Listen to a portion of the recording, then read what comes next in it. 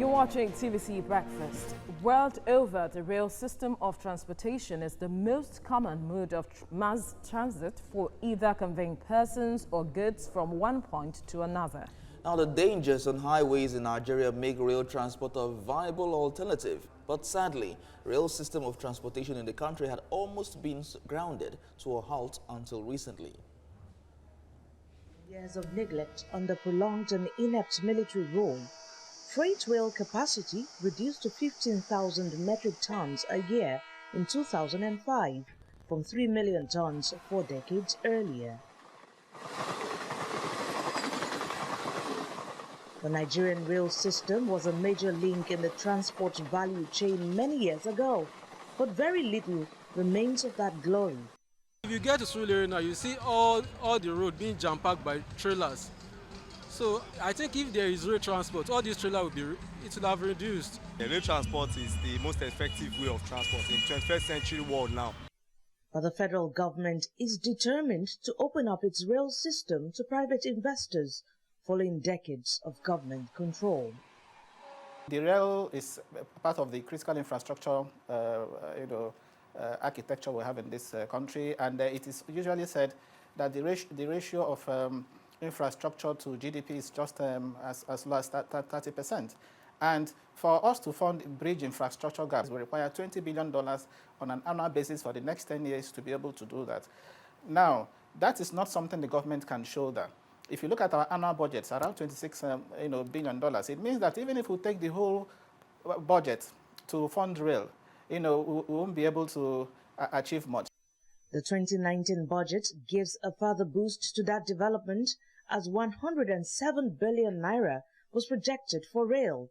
About 80.22 billion naira out of it will be spent on counterpart funding, while 27.12 billion naira goes for various rehabilitation of railway tracks. Although rail is at the front burner in diversifying its revenue portfolio, the question remains whether local manufacturing will give real drive to transportation.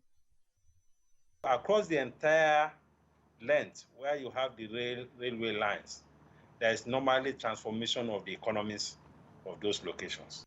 The 80.22 billion naira for counterpart funding will be used for key projects such as Lagos-Kano, Calabar-Lagos, and Ajaokuta-Itakpe-Alaja, that's in Warri, and other rail projects.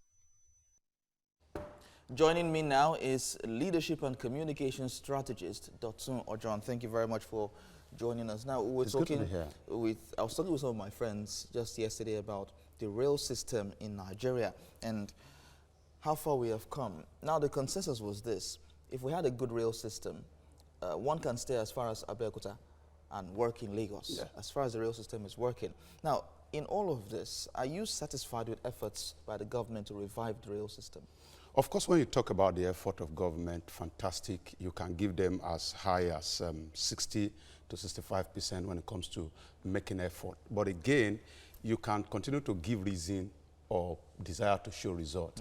Effort is always very different from result. The effort of government, the first effort is for them to have shown interest, and it started in 2009. Up to, as at 2003, thereabout, the total kilometer of rail line we have in Nigeria is less than 4,000 kilometers. But from 2009, there've been significant improvement on trying to build new rail lines and all that. When you look at effort, fantastic, but result, we are not yet there. Okay, but looking at all of this now, if we are not yet there with the results, how do we meet up with the global standards? Because in places like France, Japan and China, they're talking about the bullet trains and of high-speed rail. How do we get to that level? We should not, in all honesty, if you want to be sincere with ourselves, we should not start talking about monorail now. It's a development that everyone is talking about, but the reality of what we have on ground, because even the investment of government, the loans we take from China, from here and there, are actually invested in locomotives, as we have now. But I think the concern of government is actually to have the rail line first, and then perhaps they continue to move on to align private investor to actually come and invest. It's like building the BRT lane, for example, in Lagos. When they build the BRT, they allow the NURTW to actually invest in buying buses. I think up till last year. Yeah. So if we have the lines working, then we can allow private investors to continue to go look for their gauge, their couches and all that, and bring them in. Then we can talk about efficient transportation. But as we have now, if I'm to judge with what we have between Abuja and what's it called, Kano now, you discover that apart from the fact that the government has built the system, then management is another thing that I think we should focus on. Management of the system. Of the system. Okay, so if we are to have private sector come into this to take over the rail system. Not take over. No, to develop the rail system now. Yeah. If we it's a form of partnership that is actually going to push development forward further. What form of development? Development as to, first we talk about management, then we talk about availability. If you get to Abuja today now, I think there was a law, I don't know whether it's still effective today, that you cannot board the train except you bought your ticket within an hour. But if we have a private investor who has actually invested in this, you can go to the bank to generate teller or anything. You can buy your ticket online and come to board. So that's kind of development we talk about. Then you can be sure that if you live in Abuja or you live in Kaduna or Kano, that you can come to Abuja to work. But with this kind of system now, despite the fact that some of these rail systems are working, you cannot be totally sure because there's possibility for you to get to the terminal and not be able to board and get to where you're going on time. Well, that's a serious situation that needs to be looked into quickly. Thank you very much, Dr. Onjo, for talking. It's a pleasure always. World over, the rail system of transportation is the most common mode of mass transit for either conveying persons or goods from one point to another. The dangers on highways in Nigeria make rail transportation a viable alternative. But sadly, rail system of transportation in the country had almost been grounded to a halt until recently. Following years of neglect under prolonged and inept military rule, freight rail capacity reduced to 15,000 metric tons a year in 2005 from 3 million tons 4 decades earlier. The Nigerian rail system was a major link in the transport value chain many years ago, but very little remains of that glory. If you get to Surulere now, you see all the road being jam-packed by trailers. So I think if there is rail transport, all these trailers will have reduced. The rail transport is the most effective way of transport in 21st century world now. But the federal government is determined to open up its rail system to private investors following decades of government control. The rail is part of the critical infrastructure, architecture we have in this country, and it is usually said that the ratio of infrastructure to GDP is just as low as 30%. And for us to fund bridge infrastructure gaps, we require $20 billion on an annual basis for the next 10 years to be able to do that. Now, that is not something the government can shoulder. If you look at our annual budgets, around $26 billion, it means that even if we take the whole budget to fund rail, we won't be able to achieve much. The 2019 budget gives a further boost to that development as 107 billion naira was projected for rail. About 80.22 billion naira out of it will be spent on counterpart funding, while 27.12 billion naira goes for various rehabilitation of railway tracks. Although rail is at the front burner in diversifying its revenue portfolio, the question remains whether local manufacturing will give real drive to transportation. Across the entire length where you have the railway lines, there is normally transformation of the economies of those locations. The 80.22 billion naira for counterpart funding will be used for key projects such as Lagos-Kano, Calabar-Lagos, and Ajaokuta-Itakpe-Alaja, that's in Warri, and other rail projects.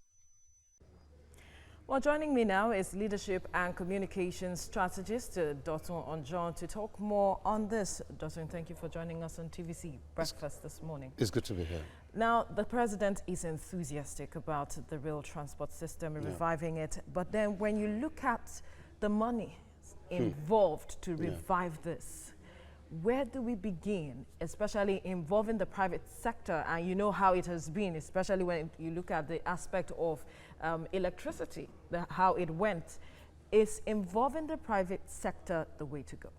It is, and I think if you look at, if you study business very carefully, if you're sure that any investment is going to bring in money, then you are going to go look for the money, because you need money to actually get money. And I need us to look at it from that angle, especially in a country where we have about 200 million people. It's a huge investment, and the return is also going to be huge. Let me cite an example of UK, for example.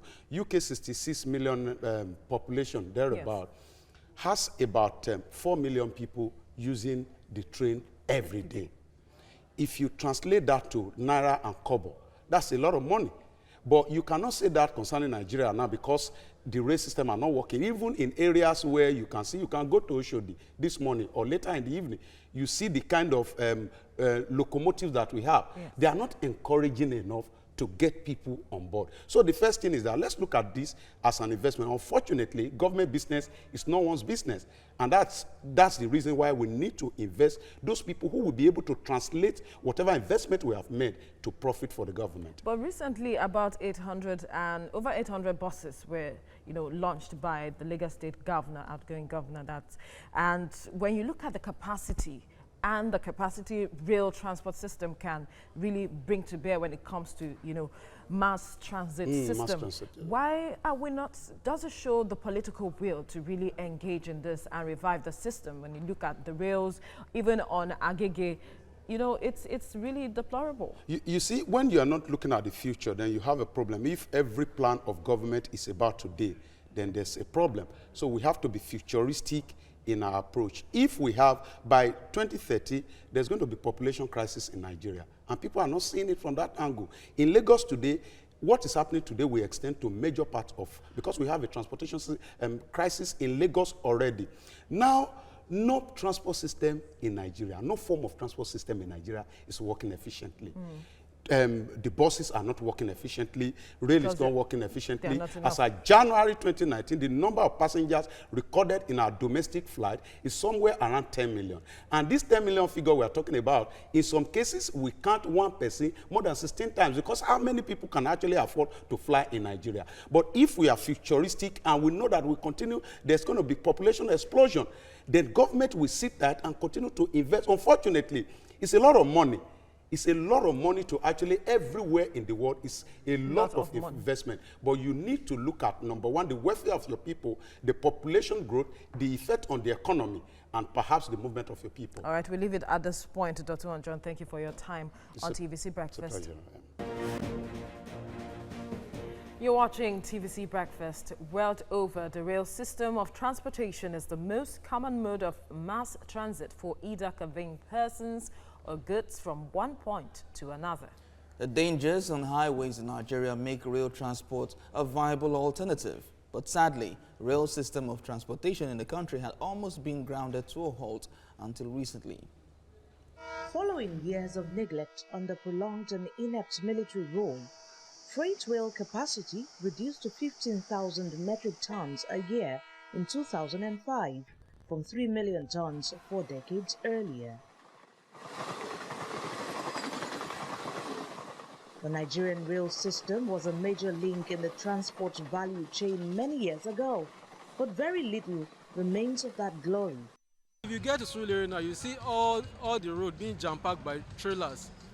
So I think if there is rail transport, all these trailers will have reduced. The rail transport is the most effective way of transport in 21st century world now. But the federal government is determined to open up its rail system to private investors following decades of government control. The rail is part of the critical infrastructure, architecture we have in this country, and it is usually said that the ratio of infrastructure to GDP is just as low as 30%. And for us to fund bridge infrastructure gaps, we require $20 billion on an annual basis for the next 10 years to be able to do that. Now, that is not something the government can shoulder. If you look at our annual budgets, around $26 billion, it means that even if we take the whole budget to fund rail, we won't be able to achieve much. The 2019 budget gives a further boost to that development as 107 billion naira was projected for rail. About 80.22 billion naira out of it will be spent on counterpart funding, while 27.12 billion naira goes for various rehabilitation of railway tracks. Although rail is at the front burner in diversifying its revenue portfolio, the question remains whether local manufacturing will give a real drive to transportation. Across the entire length where you have the railway lines, there is normally transformation of the economies of those locations. The 80.22 billion naira for counterpart funding will be used for key projects such as Lagos-Kano, Calabar-Lagos, and Ajaokuta-Itakpe-Alaja, that's in Warri, and other rail projects. Joining now is Leadership and Communication Strategist Dotun Ojon. Thank you very much. It's a pleasure. Looking at that report, the rail system is quite important, but funding is a problem. And we see that government cannot fund this holistically, just alone. And we always go to places like China for loans to fund infrastructural projects. Are you concerned about the consistent length at which we collect loans from countries like China? No, we have the capacity. If you look at our economy, I think we still have more capacity to get more loan, and our capacity to pay back is never in doubt. But where the problem is that when you get money, you borrow or you get loan, and it ends up in the pocket of people. And you don't get to use it to do what you're supposed to use it for. That's where the problem is. So developing rail is one aspect of it that every reasonable Nigerian must clamor for. Because if you look at it, apart from even passenger trail, where you have places like South Africa, for example, over 50 million people, and they do a daily calculation of about 1.4 million passengers, 1.7 million passengers per day. Apart from that, the transportation, the report we just listened to, the first complaint you had in the report was the bad portion of our road. Majority of this bulk load are supposed to be transported through rail, but because these things are not functional, that's why you see them on the road. And at the end of the day, last week Friday, from Lagos, I traveled from Lagos to Ore, and I left Lagos 2 p.m., I got to Ore 1 a.m. Some of these things will have been able to prevent as a country if we had investment over the years in rail system. So how long do you think that our investment will mature in the rail system? Of course, measuring maturity date is going to be something that's going to be difficult. True. But again, we must know that this is very critical because we have this attitude in Nigeria. Every contract is supposed to have a span. Oh, we give you a contract, for example, what the interchange in Oshodi is supposed to take some certain, I think, 12 or 14 months. But we have this attitude, once we give contractor a project, we just let it go. The monorail in Port Harcourt, for example, started, I think, in the year 2011. It has, the government of Rivers State has spent close to $400 million or above it. And as we speak, it's nowhere to be found. So it's the attitude of the Nigerian people, not the investors and not those people that are giving us money. So if the Nigerian people, the Nigerian government are not accountable to ensuring that the funds invested in this money produce results, how do you expect the private sector to come in? No, it is once you bring in the private sector mentality is different from the private sector are looking at what the government is doing and they're trying to grapple with a lot of That is why it is the duty of government to build the lines. What the private sectors will come and do, players will come and do, is to get some of these coaches and put it on the way. And at the end of the day, you discover that when they manage it very well, they get their money back. What they are concerned about is like an investor, you are concerned about how to get money. But like you know, that government business is nobody's business. And that's why they invest and they don't get anything because of the attitude of the people in government. Okay, so for private investors to come in, what should government put in place? What incentives? First, it's not even about incentive, it's the seriousness of government. They just want to see that government can make it work. For example, if I say a project is going to take me 12 months, and at the end of 12 or at most 13th month, I'm delivering it, that's a message to the private sector players that this government is actually serious. Enough of government plans to do. Government plans to do. And that's the language we are used to, the phrase government plans to do. And for 4 years, government will be planning to do something. When we leave that realm of government planning to do, and we go to the reality of governance by doing what we say we want to do. That's going to encourage private sector players to come. What about the bottlenecks in the public sector? Of course, you will have been able to cut that if you put the rail in place, if you put the line in place, and you allow the private sectors to come and play. See, people all over the world are taking advantage of their population. But in Nigeria, it's a different case because our blessing, the blessedness of population is almost becoming a burden. Okay. Egypt has close to 100 million people. And they make a whole lot of money because over 1 million of that 100 million people use the train every day. And this generates a lot of fun because you do not need all the maintenance you have to do for the air bus, the aeroplane and everything. It's efficient and a little bit cheap if you compare it to other mode of transportation. All right, communication strategist, Dr. Onjo, thank you very much for talking to us. It's a pleasure always.